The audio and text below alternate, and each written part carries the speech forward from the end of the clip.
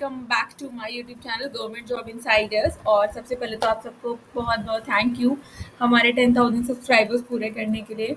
और आज की जो हमारी वीडियो होने वाली है वो थोड़ा सा जॉब से रिलेटेड नहीं है। आज मैं बात करने वाली हूँ कि टॉप 10 कैरियर ऑप्शंस के बारे में, जहाँ पे यू विल गेट बहुत अच्छा आपको रिटर्न ऑन इन्वेस्टमेंट मिलता है। ठीक है। सारी डिग्री के बारे में बात करेंगे, उनसे रिलेटेड जो करियर ऑप्शंस है उनके बारे में बात करेंगे। Average starting salary according to the US, हाँ, और क्यों है, वाई हाई आरओआई, यानी कि उनका जो रिटर्न ऑन इंटरेस्ट है, ठीक है, इन्वेस्टमेंट है, वो क्यों इतना ज़्यादा है, इसके बारे में भी बात करेंगे। ठीक है। सो वीडियो को एंड तक ज़रूर देखिएगा। जो हमारे कॉलेज गोइंग स्टूडेंट्स हैं और या फिर 12th पास स्टूडेंट्स हैं, वो अभी आने वाले टाइम में ये स्ट्रीम्स को चूज़ कर सकते हैं फॉर अ बेटर कैरियर। ठीक है, ये स्किल्स एक्वायर कर सकते हैं so that they will get a very good opportunity in these fields. Fine. तो सबसे पहले बात करते हैं कंप्यूटर साइंस की। कंप्यूटर साइंस सबसे ज़्यादा फेवरेट होती है स्टूडेंट्स की। ठीक है। सीएस जो है सबसे ज़्यादा लेते हैं। टिपिकल कैरियर्स की अगर मैं बात करूँ तो यहाँ पे सॉफ्टवेयर डेवलप है, डेटा साइंटिस्ट है, और एआई इंजीनियर्स, ठीक है, मशीन लर्निंग, एआई इंजीनियर्स। तो यहाँ पे अभी एआई के आने से बहुत सारी जो डिमांड्स है, वो एआई की बहुत ज़्यादा, एआई इंजीनियर्स की डिमांड बढ़ चुकी है एआई के आने से। ठीक है। तो एआई के डिफरेंट डिफरेंट टूल्स, आप एआई के डिफरेंट स्किल्स सीख सकते हैं। ठीक है, डिफरेंट कोर्सेज हैं वो आप एक्वायर कर सकते हो। एवरेज स्टार्टिंग सैलरी की अगर मैं बात करूँ तो $80,000 प्लस सैलरी है इन टर्म्स ऑफ यूएस। और इसका जो इन्वेस्टमेंट है, जो आरओआई है, वो हाई डिमांड अक्रॉस इंडस्ट्रीज और टेक इनोवेशन। इसका मतलब कि काफ़ी डिमांड में है। सॉफ्टवेयर डेवलपर्स जो होते हैं, डेटा साइंटिस्ट जो होते हैं, सारा काम जो है डेटा पे है। ठीक है। हम डोमेन्स ऑफ एआई जो पढ़ते हैं, जहाँ पर डेटा साइंस आता है, कंप्यूटर विजन आता है, एनएलपी आता है, तो वहाँ पे ये चीज़ें बहुत इंपॉर्टेंट हो जाती हैं। ठीक है। सेकेंड, अगर हम बात करें इंजीनियरिंग के फील्ड में, specially electrical, computer and mechanical की बात करें, तो इंजीनियर्स हैं, प्रोजेक्ट मैनेजर, सिस्टम एनालिस्ट वगैरह। ठीक है, इंजीनियरिंग है जहाँ पे आप इंजीनियरिंग की डिग्री एक्वायर कर सकते हो। ठीक है, जहाँ पे आप पीएसयूज के एग्ज़ाम दे सकते हो, गेट क्लियर कर सकते हो। ठीक है, उसके थ्रू आप पीएसयूज में जॉब पा सकते हो। यहाँ पे स्टार्टिंग सैलरी की अगर मैं बात करूँ तो $75,000 प्लस सैलरी है। कोर इंडस्ट्रीज़, जैसे मैंने आपको बताया कि इलेक्ट्रिकल, मैकेनिकल, इनकी जो कोर इंडस्ट्रीज़ में होती हैं, ये हाई डिमांड्स होती हैं। वहाँ पे एक स्टेबल ग्रोथ होती है, जैसे आपका बेल हो गया, आईयूसीएल हो गया, ये सब जो है पीएसयूज हैं जो कि गेट के थ्रू आपको हायर करते हैं। ठीक है, गेट में जितना अच्छा आपका स्कोर होता है उसके अकॉर्डिंग आपकी हायरिंग होती है पीएसयूज वगैरह में, जो कोर इंडस्ट्रीज होती है वहाँ पे। तो इसलिए इनका जो आरओआई है वो भी बहुत ज़्यादा हाई होता है। थर्ड आता है आपका नर्सिंग। ठीक है, bachelor of science in nursing. हमारे बहुत सारे 12th के एस्पिरेंट्स जो होते हैं वो नीट की प्रिपरेशन कर रहे होते हैं। ठीक है, किसी को एमबीबीएस करना है, बट एमबीबीएस ही अकेला नहीं है। आप लोग पैरामेडिकल, बीएससी नर्सिंग, ये सारी चीज़ें भी कर सकते हो। ठीक है, पैरामेडिकल स्टाफ की रिक्रूटमेंट होती है बहुत ज़्यादा आईटीबीपी वगैरह में और अदर पैरामिलिट्री फोर्सेज में भी, जहाँ पे $65,000 प्लस आपकी सैलरी होती है। Always high demand because health care, हर कोई बीमार पड़ता है, तो नर्सिंग की जॉब ऐसी है जो कभी रुकने नहीं वाली है और फास्ट कैरियर ग्रोथ भी होती है। जितना ज़्यादा आप अपने आप को अपग्रेड करते जाते हो, ठीक है, एमबीबीएस, एमडी या फिर बीएससी नर्सिंग, एमएससी नर्सिंग, तो वहाँ पे भी कैरियर ग्रोथ जो है वो बहुत ज़्यादा अच्छी है।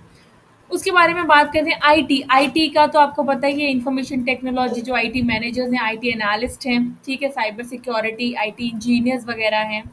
इनकी सैलरी की अगर मैं बात करूँ तो $70,000+। ये एक ऑन एन एवरेज सैलरी मैं आपको बता रही हूँ, ये थोड़ा ऊपर नीचे भी हो सकती है, एग्जैक्ट डेटा तो नहीं है, बट हाँ थोड़ा ऊपर नीचे भी हो सकता है। Digital security, networking, cloud tech booming. हमारी बहुत सारी आईटी की इंडस्ट्रीज होती हैं, आईटी हब है जो हमारा बैंगलोर है, तो वहाँ पे ये सारी जॉब्स आपको देखने को मिल जाएंगी। अपार्ट फ्रॉम दिस अब्रॉड, जो है अब्रॉड में भी बहुत सारी जॉब्स होती हैं। ठीक है। और उसके बाद अगर हम बात करें इकोनॉमिक्स में बात करते हैं, तो इकोनॉमिस्ट हैं, जो डेटा एनालिस्ट होते हैं, जो फाइनेंशियल प्लानर्स होते हैं, जो जो इकोनॉमिक्स की पढ़ाई करते हैं। ठीक है, तो वो डेटा को एनालिसिस करते हैं। डेटा एनालिस्ट जो होते हैं, फाइनेंशियल प्लानर्स होते हैं। जहाँ पे आपकी सैलरी की अगर मैं बात करूँ तो यूएस डॉलर में $65,000 प्लस की सैलरी है।